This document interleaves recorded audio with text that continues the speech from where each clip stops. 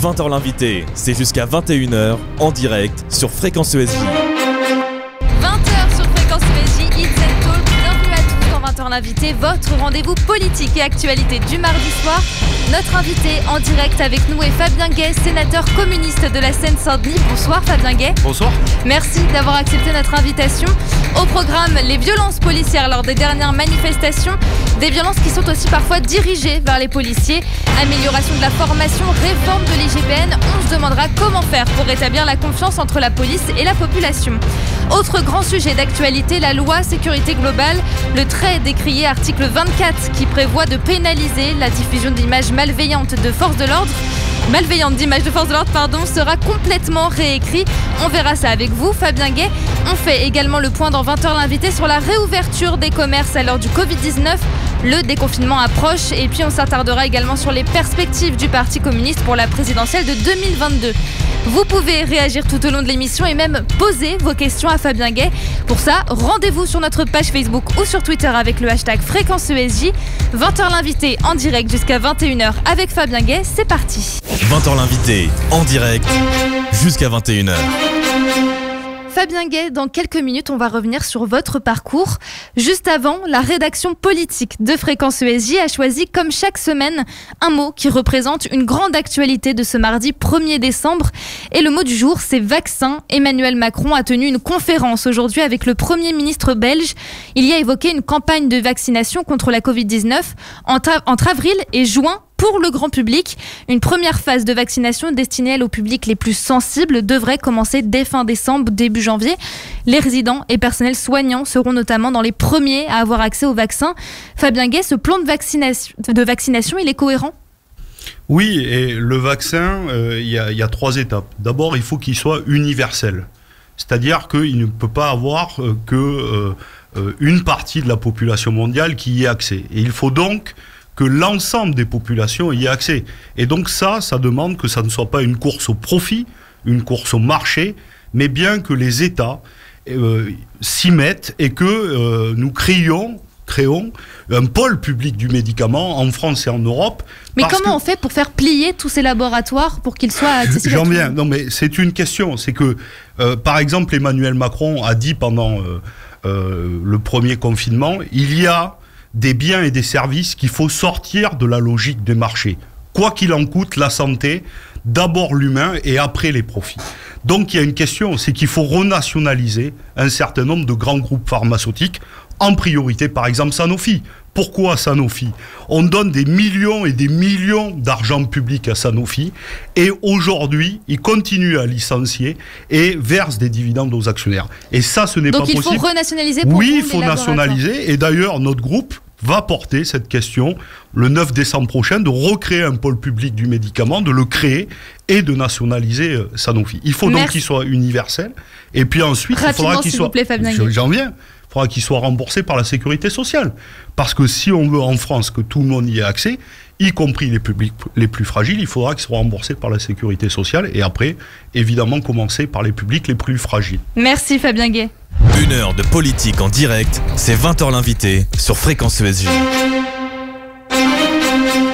C'est le moment de vous connaître un peu mieux dans votre engagement politique. On prend le temps d'en apprendre un peu plus sur vous, Fabien Gay, en ce début d'émission, de votre jeunesse bordelaise où vous apprenez l'histoire jusqu'à votre arrivée sur les bancs du Sénat. À seulement 33 ans, Bastien Cochet retrace votre parcours. Bonsoir Bastien. Bonsoir Manon Blangis, bonsoir Fabien Gay. Alors le communisme, vous êtes tombé dedans quand vous étiez petit, vos parents sont ouvriers, syndicalistes et communistes. C'est uniquement eux qui ont fait votre éducation politique ? Ils y ont beaucoup contribué. Toute ma jeunesse, j'aime pas trop parler de moi, je vous avoue, j'aurais préféré parler du pôle public du médicament d'abord parce que je suis un peu, j'aime pas trop ça, mais je vais le faire et je m'y prête avec grand plaisir. Mais oui, ils ont fait partie intégrante parce que l'éducation, les valeurs qu'ils m'ont transmises font partie de mon ADN, mais comme chacun d'entre nous, les valeurs que l'on reçoit. Et donc oui, ils sont ouvriers tous les deux. Ma mère a été ouvrière à la chaîne toute sa vie, mon père a été ouvrier, puis ensuite syndicaliste à temps plein, c'est-à-dire ce qu'on appelle permanent, syndicale à la CGT. Ma mère a été déléguée centrale de son entreprise. À l'époque, c'était la SAFT. Et justement, vous grandissez dans cette famille ouvrière, dans un quartier populaire de Bordeaux. Comment vous expliquez qu'aujourd'hui, de nombreuses personnes qui sont dans la même situation que vous préfèrent aller vers le Rassemblement national ? C'est une véritable question. D'abord, les quartiers populaires, le pire ennemi, c'est l'abstention. C'est que les gens, d'abord, ne se reconnaissent plus dans rien, ne vont plus voter, et c'est ça qui guette, d'abord, avant le Rassemblement national.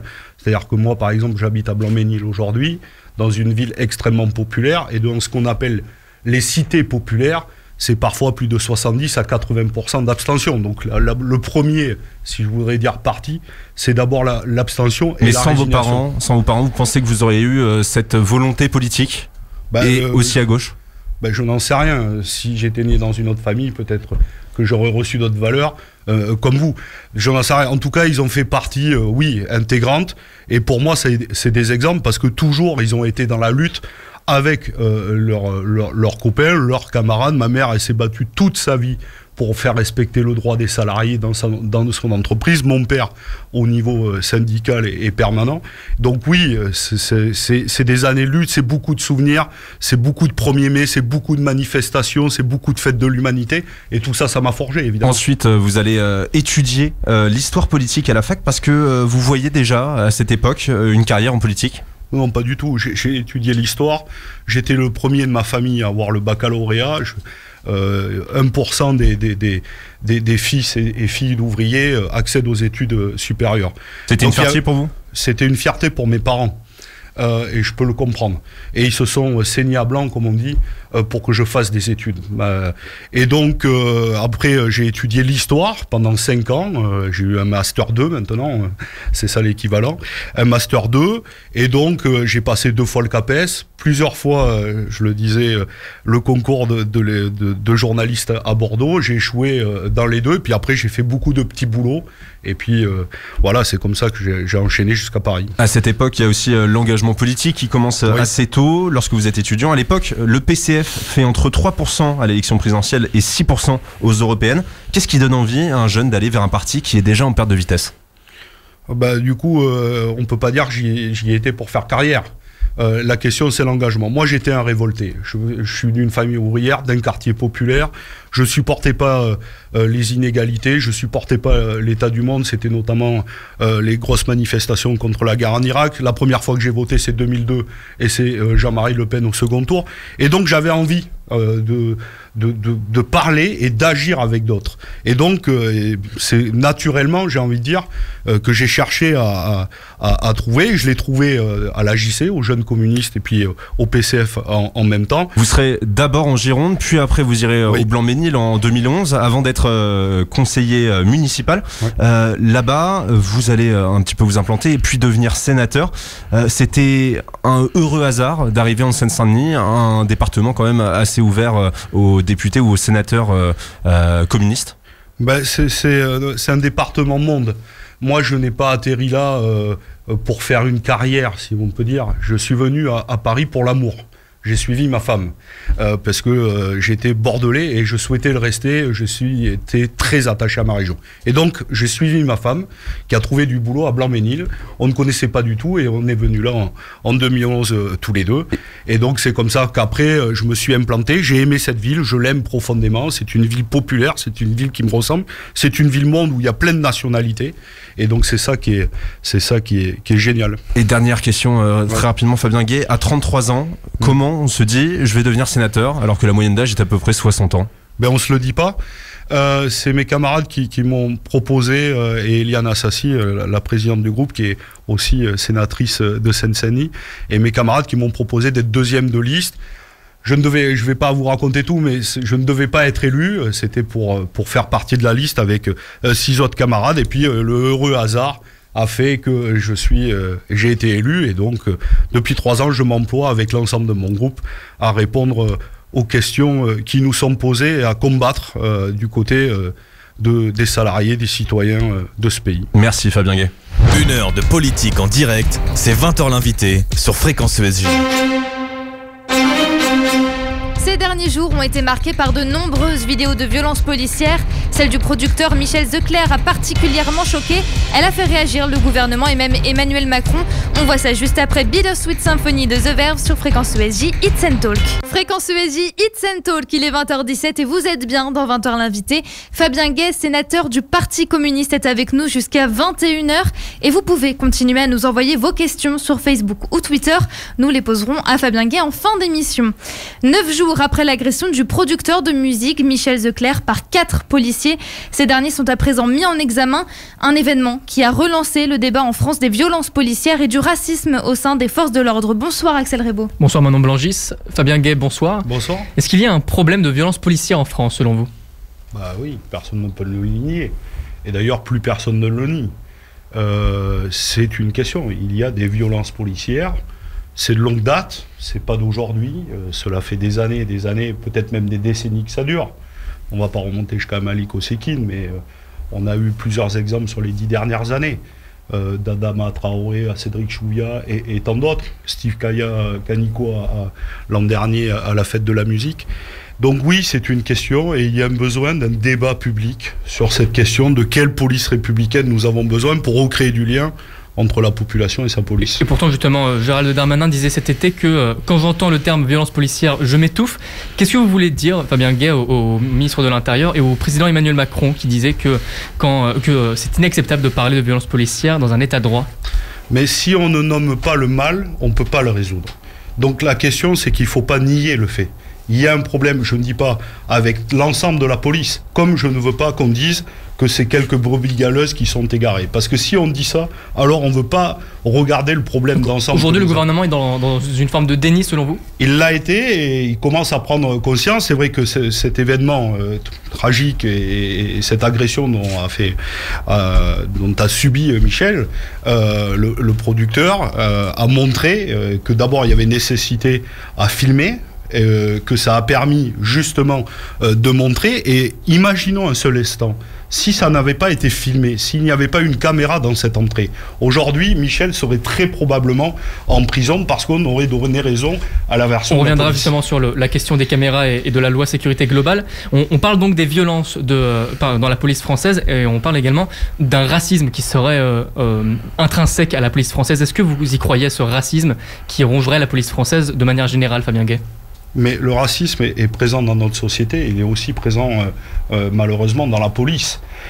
Et donc c'est vrai qu'il y a une question qui est portée depuis des années, et la gauche aurait dû le faire, et elle ne l'a pas fait. C'est la question du récépissé sur le contrôle d'identité. C'est une des réponses, je ne dis pas que c'est la seule. Vous ne croyez pas qu'il y ait un racisme institutionnalisé dans les instances de la police ? Institutionnel, ça voudrait dire qu'on ait des lois qui sont elles-mêmes racistes. Non, mais par contre, on a une question du racisme dans la police. Des comportements qui sont protégés, parfois même encouragés par certains policiers. On a du racisme dans la police. Par exemple, lorsque un jeune des quartiers populaires se fait contrôler 10 ou 15 fois dans le mois, c'est une question. Par exemple, moi j'habite dans une ville populaire. Chaque jour, je prends le RER B. Je peux vous le dire, depuis 10 ans, je ne me suis fait jamais contrôler par la police. Et donc, un même jeune qui, depuis 10 ans, prend le RER B, si vous lui posez la question s'il est noir ou arabe, très probablement qu'il aura subi des dizaines, voire peut-être plus, de contrôles d'identité. Donc oui, c'est une question. Donc nous avons besoin d'un grand débat. Attendez, parce que je veux bien qu'on aille vite sur les questions, mais il y a parfois besoin de poser des choses. Donc oui, il y a un problème de racisme, oui, il y a un problème de violence policière, et il ne faut pas le nier. Maintenant, une fois que nous avons posé ce constat, il faut poser des solutions en face. Il y a une question de formation des policiers.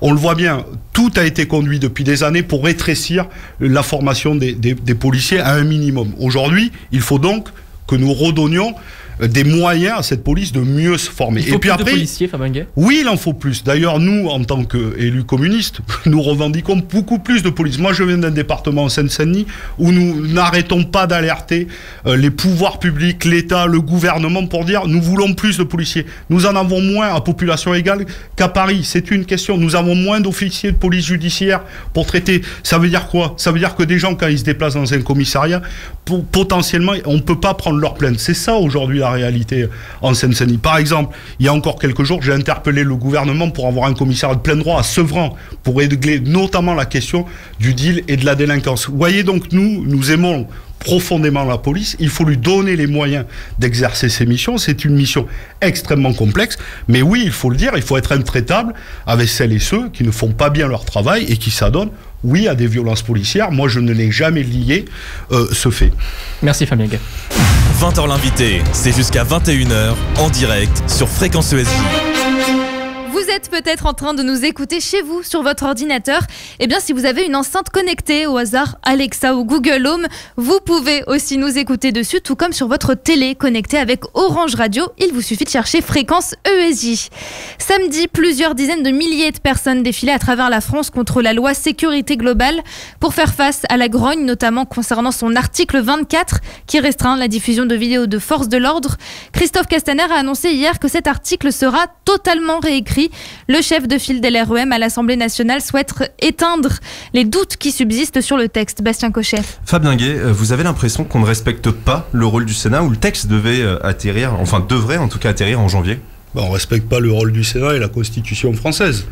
J'ai entendu Christophe Castaner dire on suspend l'article 24. Mais pour vous, c'est un non-sens? Excusez-moi, moi j'ai relu la Constitution hier soir parce que je me suis dit peut-être qu'il y a un article qui permet à un président de groupe parlementaire, soit-il majoritaire, une fois que le texte est adopté à l'Assemblée nationale, ce qu'on appelle la navette parlementaire, il part au Sénat, il a été déposé mardi dernier sur le bureau du Sénat. Nous devrons donc très probablement, je crois que c'est en février ou mars, en discuter dans l'hémicycle, mais rien dans la Constitution permet comme ça de suspendre un article. Donc c'est maintenant au Sénat d'analyser et de prendre le temps du débat politique dans l'hémicycle et d'abord en commission. Et nous le disons, les sénatrices et sénateurs communistes, nous serons pour abroger l'article 24, mais l'ensemble de cette proposition de loi. Mais avec une majorité à droite au Sénat, vous avez vraiment l'espoir que ça aboutisse? Mais vous voyez, il y a ce que... vous avez raison.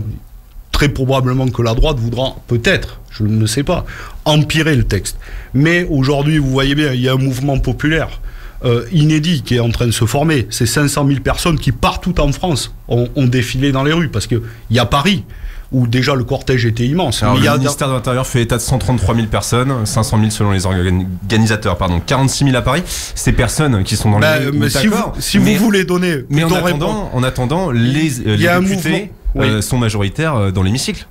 Non, ils ne sont pas majoritaires dans l'hémicycle, c'est-à-dire que... 388 d'entre eux ont voté pour ce texte. Ah oui, non, mais le texte a été adopté à l'Assemblée nationale. S'il n'est pas adopté conforme au Sénat, donc il devra avoir une commission mixte paritaire. Si elle échoue, le texte repartira à l'Assemblée nationale, qui aura le dernier mot. Mais il y a un mouvement populaire de grande ampleur qui est en train de se développer dans le pays. Moi, je vais pas faire le chafouin sur les chiffres. Il y avait beaucoup de monde dans les rues, y compris dans un moment de crise sanitaire et sociale, où on vous dit surtout restez chez vous, n'allez pas manifester pour vos droits. Parce que c'est une question de liberté publique, de nos libertés individuelles et collectives. Et vous êtes des jeunes journalistes en formation. Et il y a beaucoup d'articles qui sont attentatoires à la liberté de la presse. Pourtant, et vous devriez aussi manifester. Je ne sais pas si vous y étiez samedi, mais vous devriez aussi manifester parce que c'est aussi votre droit demain de faire votre travail. Dans l'article 24 de cette loi, elle n'interdit pas de transmettre les images aux autorités administratives et judiciaires. C'est parce que vous considérez qu'on ne peut pas vraiment faire confiance à la police ou à la justice qu'il faut agir? Non, mais j'ai entendu Gérald Darmanin dire, voilà, vous filmez, et puis si vous trouvez qu'il y a un fait répréhensible... On peut les envoyer au procureur de la République. Ouais, vous l'envoyez au ministère, il a même dit. Vous pouvez l'envoyer au ministère. Non, mais tout ceci n'est pas sérieux. Par exemple, dans l'affaire de Michel Zecler, la justice dispose des vidéos depuis le lundi. Donc, Michel est relâché. Mais qu'est-ce qui fait qu'à partir du moment, qu'est-ce qui fait que le ministre de l'Intérieur, le président de la République, prenne la parole qu'il y a des sanctions contre les policiers? C'est à partir du moment où l'affaire est rendue publique. C'est ça la question. Pour vous, ça n'aurait jamais eu lieu si l'IGPN, je sais pas si avait fait leur travail normalement sans le feu des médias. Le problème de l'IGPN, je pense que si on a un grand débat national sur la question de la sécurité, moi je pense qu'il faut avoir un grand débat national sans a priori tout poser sur la table sur quelle police républicaine nous voulons. Il y aura une des questions, c'est une réforme certainement de l'IGPN parce qu'elle est très souvent saisie et on voit qu'il y a peu de sanctions. Je suis désolé de le dire, mais pendant les Gilets jaunes, elle a été saisie un certain nombre de fois. Aujourd'hui, qui peut dire qui a été sanctionné? Personne. Pour en revenir sur le texte en lui-même, dans la loi de sécurité globale, vous voulez l'abroger entièrement, mais est-ce qu'il n'y a pas des propositions qui seraient quand même intéressantes? Sanctionner par exemple pénalement des personnes qui achètent, détiennent ou utilisent ou vendent des mortiers d'artifice à d'autres personnes que des professionnels. Ça peut être intéressant, c'est des armes qui sont utilisées contre les policiers régulièrement. Ça pourrait être quand même un article qui pourrait être utile. Alors, le problème de la loi sécurité globale, d'abord, c'est une proposition de loi et pas un projet, c'est porté par la majorité, ce qui a évité au gouvernement quoi? De ne pas faire d'études d'impact, de ne pas passer par le Conseil d'État. Et après, c'est une réforme complète de notre système de sécurité. On donne plus de pouvoir aux policiers municipaux, on donne beaucoup plus de pouvoir aux entreprises privées, et vous privatisez en partie des missions de sécurité. Par exemple... Mais alors pourquoi c'est dangereux selon vous de donner plus de pouvoir, par exemple, aux policiers municipaux? Attendez, je finis sur la privatisation et je vais vous répondre sur les policiers municipaux. Mais vous savez qu'avec cette proposition de loi, aujourd'hui, quelqu'un d'une sécurité privée pourra vous mettre une amende de moins de 200 € s'il considère que vous avez fait une infraction. C'est extrêmement grave. Et sur les policiers municipaux, la question, c'est qu'aujourd'hui, les policiers municipaux ne sont pas assez reconnus. Donc il faut qu'ils aient un vrai statut. Mais il faut que nous ayons un débat global sur l'armement des policiers municipaux et sur comment ils vont pouvoir effectuer vos missions. Vous pensez sincèrement qu'aujourd'hui, un policier municipal qui n'est pas armé va pouvoir répondre à la grande délinquance, à la question du deal dans les quartiers? Franchement, je peux vous dire déjà que la police municipale, la police nationale a du mal parfois dans certains quartiers à effectuer ses missions. Ça pose quand même la question. Et donc la surveillance par drone, la surveillance faciale doit aussi nous poser question sur nos libertés individuelles et collectives. Merci Fabien Gay. 1 heure de politique en direct, c'est 20h l'invité sur Fréquence ESJ. Dans moins de 3 minutes, on évoque les nouvelles mesures de déconfinement. Et puis on se demande si Noël doit absolument être passé en famille. On répond à cette question avec vous, Fabien Gay, juste après Nirvana de Le Marquis sur Fréquence ESJ, It's and Talk. 20h32 sur Fréquence ESJ, It's and Talk. Fabien Gay, sénateur communiste, est avec nous dans 20h l'invité. Et avant de revenir aux choses sérieuses, si vous aimez toute la musique des années 2000, notre web radio Fréquence ESJ Millennium est faite pour vous. Vous y avez accès depuis notre site fréquenceesj.com. Retour à la politique et au Covid-19, la France entame petit à petit son déconfinement. Si les Français doivent limiter leurs déplacements au maximum, les commerces sont de nouveau ouverts. Plusieurs spécialistes craignent toutefois que les fêtes de fin d'année ne replongent la France dans une 3e vague. Axel Rebaud. Fabien Gay, est-ce qu'on est encore en confinement selon vous? Bah oui, puisque vous devez toujours avoir une attestation dérogatoire pour sortir. Un certain nombre de commerces sont réouverts depuis samedi, mais d'autres sont encore fermés, notamment les restaurants et les bars jusqu'au 20 janvier. Les théâtres, et puis la vie, je dirais normale, celle d'avant Covid n'a pas repris. Donc vous êtes d'accord avec le gouvernement dans cette méthode de rouvrir progressivement le pays? Il faut absolument éviter la même chose qu'on a eue après l'été, donc c'est-à-dire rouvrir le pays entièrement. Il y a une méthode qui a été choisie par le gouvernement, il en sera comptable lui-même. Oui, maintenant on déconfine progressivement, c'est peut-être... Vous supportez cette décision du gouvernement d'y aller petit à petit? C'est-à-dire supporter. Je la subis comme vous, et comme l'ensemble des Français. Mais oui, c'est une question. Ce que nous voulions, c'est qu'il y ait une lisibilité. Et pour le coup, le président Macron, lors de sa dernière intervention, a plutôt été clair en disant voilà, il y a 3 étapes. Si on franchit toutes les étapes, on pourra passer à la suivante. C'est ce qu'on lui demandait depuis un moment. On avait parfois du mal à comprendre pourquoi il prenait la parole et qu'est-ce qui en ressortait derrière. Pour le coup, c'était assez clair. Justement, vous l'avez dit, plusieurs commerces, donc par exemple les restaurants, eux, ne rouvriront que le 20 janvier si la situation sanitaire continue de s'améliorer. Vous dites quoi, Fabien Gay, aux milliers de Français qui travaillent dans la restauration et qui encore aujourd'hui ne peuvent pas travailler? En plus, au Sénat, j'ai fait un rapport pendant le premier confinement sur les commerçants et les petites entreprises. Donc j'en ai rencontré beaucoup. Et j'en rencontre encore. C'est destructeur. C'est peut-être 300 000 emplois que nous allons perdre. 60% des restaurants et bars pourraient ne pas réouvrir. Donc ils sont dans une extrême difficulté. Moi, je pense que, par exemple, on aurait pu réouvrir les bars et les restaurants aujourd'hui, peut-être déjà le midi, dans un strict respect de la sécurité sanitaire. Par exemple, les restaurants d'entreprise ont bien repris.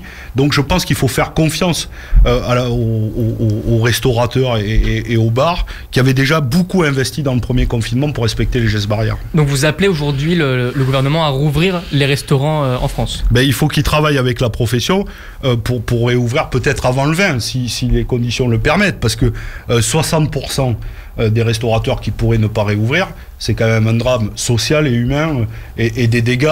Sans parler des dégâts sur l'économie française. Oui, certains restaurants ont fermé depuis maintenant 100 jours, sans parler d'autres lieux comme les boîtes de nuit qui sont totalement abandonnées depuis le début de la pandémie.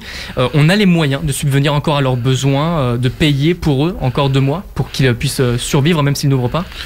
La question, c'est qui va payer à la fin la crise.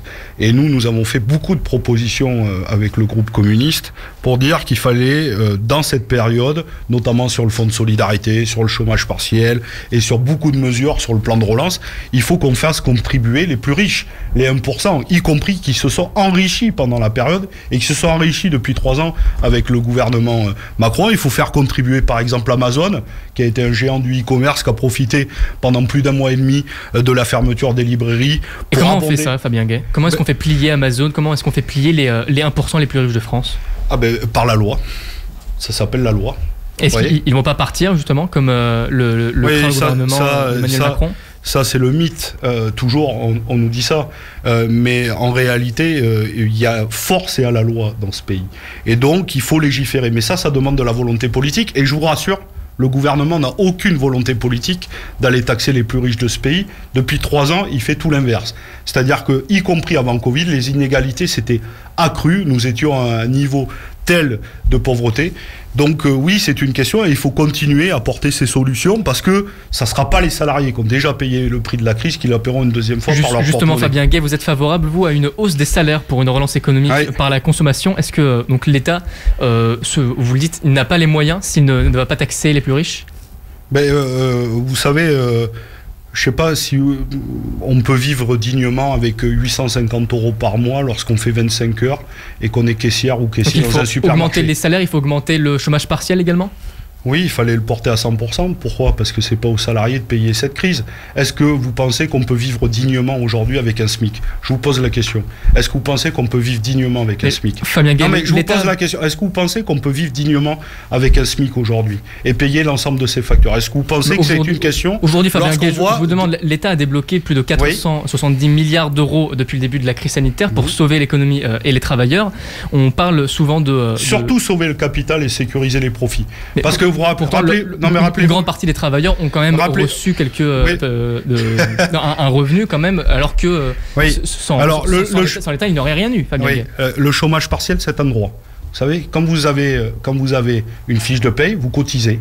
Et vous cotisez pour des risques. Ça s'appelle le salaire différé. C'est la différence entre le brut et le net. Voyez ? Et donc, vous avez une question, c'est l'assurance chômage. Donc, dès qu'il y a un coup dur, vous avez un droit. Donc c'est un droit aujourd'hui aux travailleurs. Donc la question, je vous dis, il y a beaucoup d'argent dans ce pays. Je vous donne juste un chiffre, je vois que vous êtes pressé. 31 milliards. C'est aujourd'hui, pendant la crise, ce qu'ont versé les entreprises du CAC 40 à leurs actionnaires. Alors que le ministre Bruno Le Maire avait appelé à la modération du versement des dividendes. Vous voyez, il a été bien entendu. Donc la question, c'est pas de demander ou d'implorer à Amazon, je ne sais quoi. La question, c'est de légiférer dans ce pays et d'aller chercher l'argent là où il se trouve. Et je vous reviens, je pense qu'on ne peut pas vivre aujourd'hui dignement d'un SMIC. Et je m'y résoudrai jamais. Donc la question, c'est qu'il faut mettre des moyens humains et faire la loi pour que les gens aient droit au bonheur. Un peu de bonheur. Voilà. Et il y a beaucoup d'argent. Sauf que c'est une minorité qui se l'accapare aujourd'hui. Merci Fabien Gay. 1 heure de politique en direct, c'est 20h l'invité sur Fréquence ESG. Dans un peu moins d'1 an et demi, les Français voteront pour élire la personne qui dirigera la France pour le quinquennat à venir. Depuis 2007 et la candidature de Marie-Georges Buffet, le Parti communiste français n'a pas présenté de candidature à l'élection présidentielle. Votre parti, Fabien Gay, a soutenu en 2012 et 2017 Jean-Luc Mélenchon et la France Insoumise. Alors, que prépare le PCF pour 2022 ? On fait le point avec Bastien Cochet. Fabien Gay, vous souhaitez, voir un candidat communiste pour 2022 ? Alors, je vais vous répondre tranquillement sur toutes ces questions. Moi, je fais partie d'un parti depuis 15 ans. J'ai fait le choix d'adhérer à un parti politique qui s'appelle le Parti communiste français. Et j'ai toujours été un militant et je le reste aujourd'hui. Un parmi un. Et c'est pas parce qu'aujourd'hui j'ai un mandat de sénateur, je me considère au-dessus. Je suis un parmi les autres. Et donc je pense qu'il faut réfléchir collectivement. Nous avons des cadres collectifs pour répondre à cette question. Donc nous allons le prendre, nous allons bâtir un calendrier.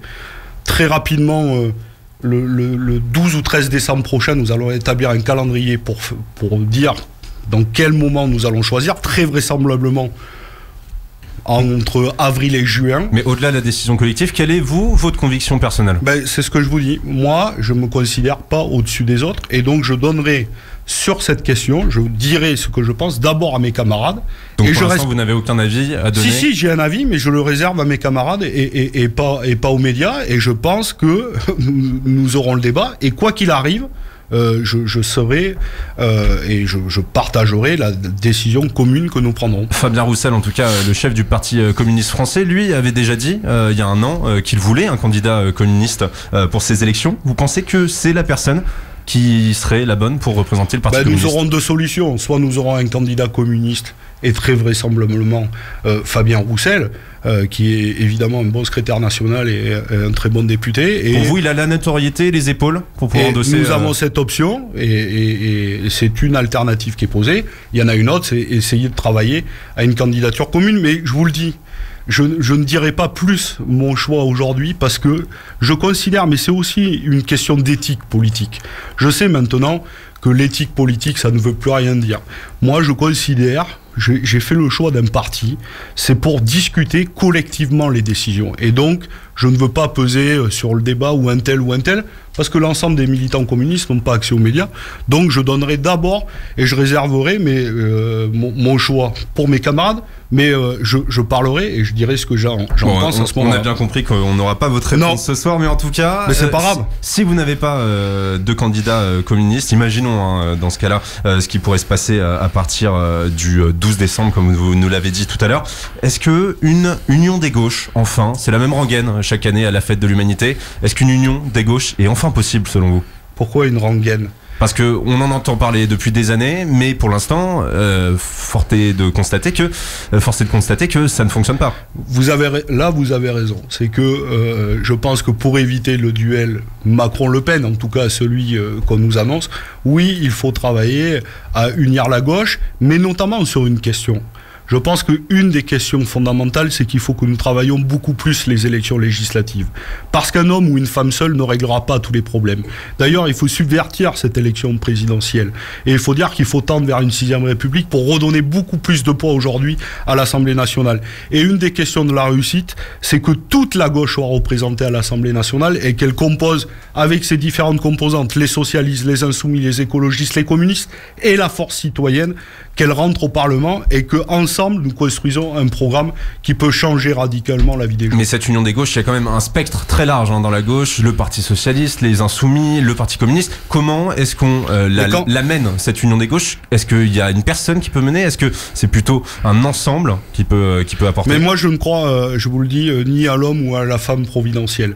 Je pense que la question est collective et que c'est le peuple qui doit nous pousser à évidemment nous unir. Et c'est vrai, vous avez raison, que le spectacle que donne la gauche est aujourd'hui lamentable, c'est d'ailleurs cette désunion. Donc oui, il faut travailler, mais il faut travailler notamment sur du contenu.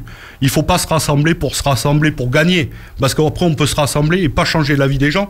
C'est ce qu'a fait en 2012 François Hollande. On a dit la gauche a gagné, et puis finalement il a mené la même politique que le précédent. Donc la question, c'est de dire sur quelle ambition nous partons en commun. Mais je disais, est-ce qu'on augmente le SMIC ? Ça, c'est une question. Est-ce qu'on augmente les salaires ? Est-ce qu'on ira chercher l'argent des 1% les plus riches ? Sur la question, dans cette union des gauches, est-ce que vous pensez que le Parti communiste a vraiment un poids ? Est-ce qu'il a vraiment une voix à faire entendre ? Est-ce que vous pesez assez lourd par rapport aux autres ? Mais le Parti communiste, malgré, vous avez rappelé les scores électoraux, un parti, c'est évidemment des scores électoraux, mais c'est bien plus que ça. Nous avons une histoire dans ce pays.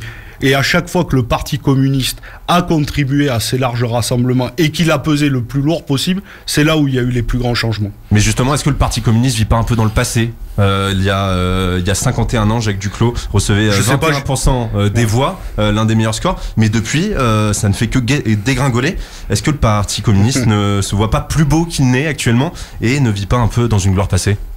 Moi, je sais pas, j'étais pas né sous Jacques Duclos et je suis pas particulièrement beau, donc je sais pas, je me considère pas comme ça. Mais la question, c'est que nous avons des milliers d'élus. Nous avons encore des mairies que nous gérons. Nous avons un département à majorité de gauche avec un président communiste dans le Val-de-Marne. Nous avons un groupe à l'Assemblée et un groupe au Sénat. Et à côté de ça, vous avez fait seulement 0,3 points de plus que le parti animaliste aux européennes. Est-ce que vous avez vraiment encore une légitimité politique pour pouvoir peser dans cette gauche ? Avec un groupe parlementaire, peut-être que vous considérez qu'être sénateur communiste a moins de légitimité qu'un autre sénateur. Peut-être que vous considérez que nos députés communistes ont moins de crédibilité. Je considère que les autres, ils ont été élus pareil par la force du peuple. Donc oui, évidemment. Sur les 30-40 dernières années, nous nous sommes considérablement affaiblis, si c'est ça que vous voulez dire.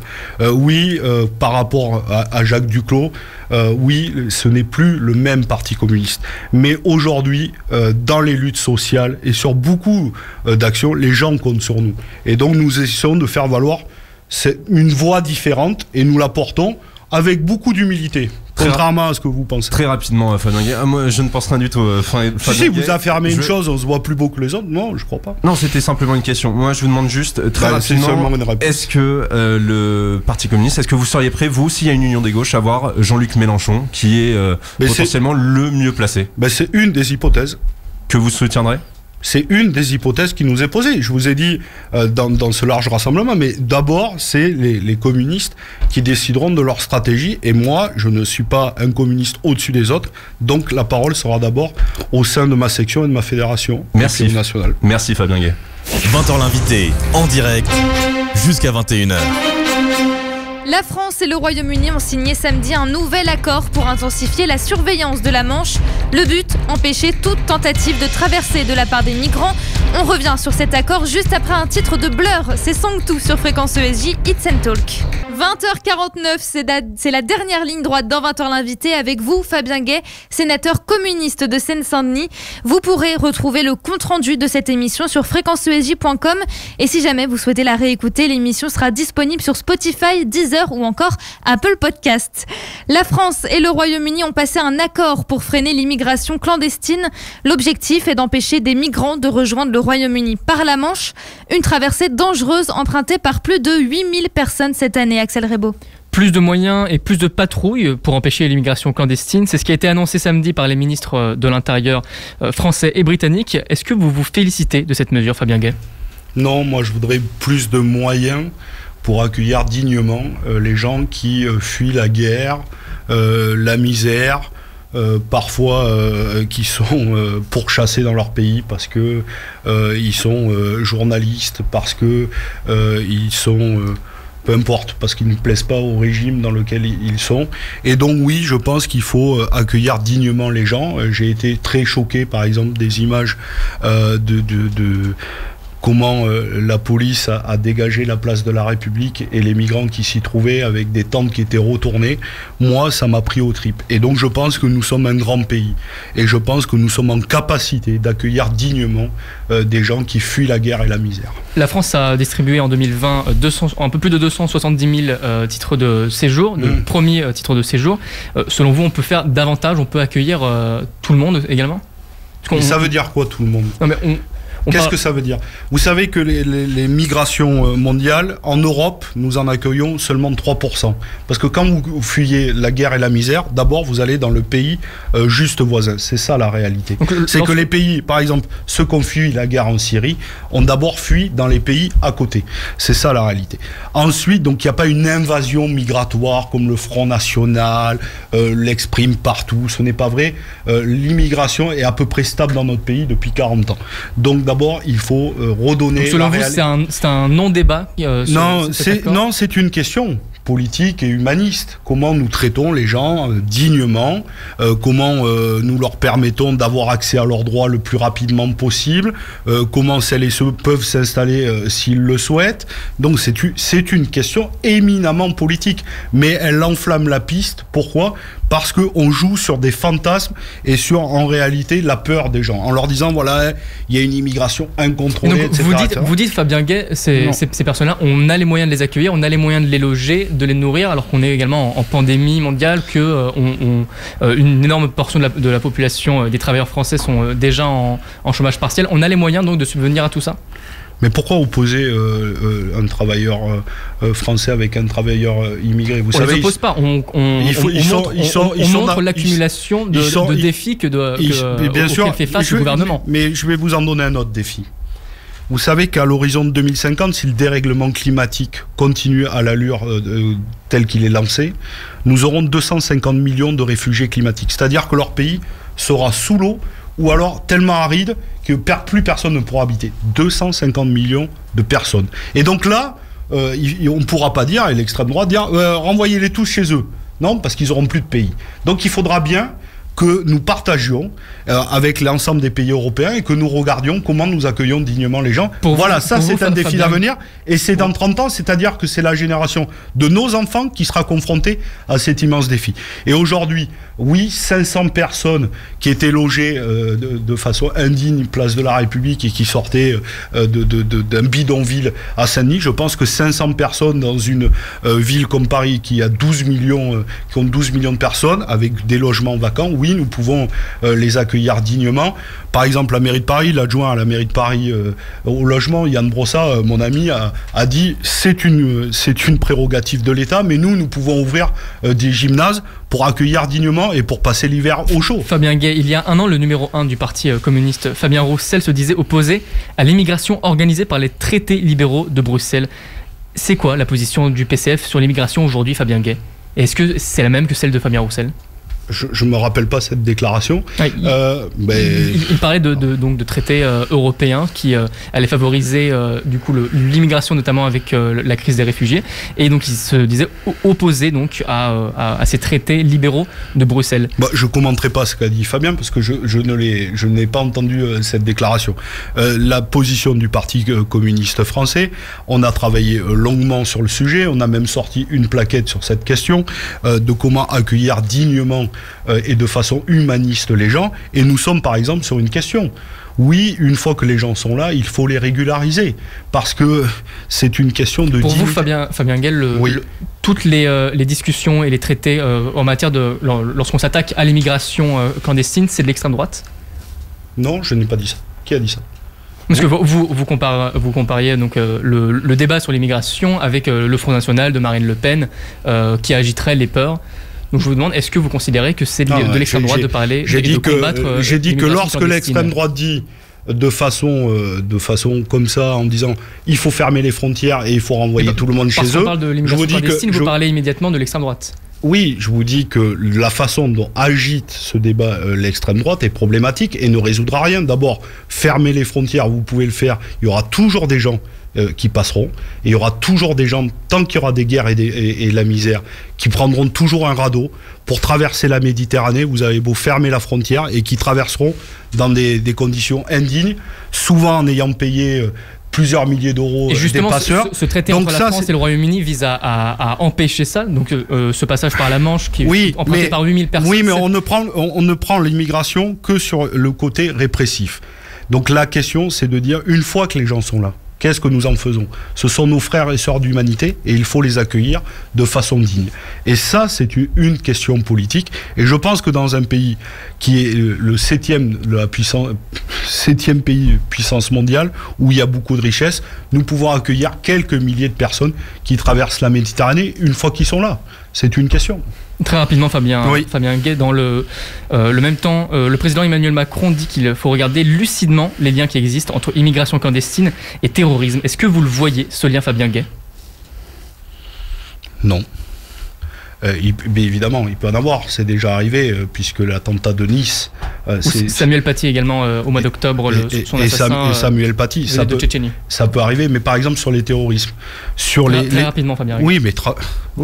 je veux bien, mais sur les 30 dernières personnes qui ont commis des actes terroristes, 22 étaient français et 8 étaient immigrés. Donc c'est une question, et personne ne la nie, mais on a aussi une question en France. Merci Fabien Gay. 20h l'invité, en direct jusqu'à 21h sur Fréquence ESJ. 20h l'invité, c'est presque terminé, le temps de faire l'agenda politique de la semaine avec vous, Fabien Gay. Demain, Emmanuel Macron organise une nouvelle visioconférence internationale pour mobiliser des fonds pour le Liban. Il sera accompagné du secrétaire général de l'ONU, 4 mois après l'explosion à Beyrouth. Une conférence maintenue alors que le Liban n'a toujours pas répondu à la demande du président français de former un nouveau gouvernement. Fabien Gay, maintenir cette conférence alors que justement cette dernière chance donnée par Emmanuel Macron au Liban a expiré, est-ce que ce n'est pas un aveu de faiblesse pour la France? Solidarité avec le peuple libanais et pas d'ingérence. Donc il ne faut pas l'annuler même si le gouvernement n'a pas reformé Moi, demandé d'être le pour. Liban. Donc je vous dis solidarité avec le peuple libanais et la question de l'ingérence politique est une question.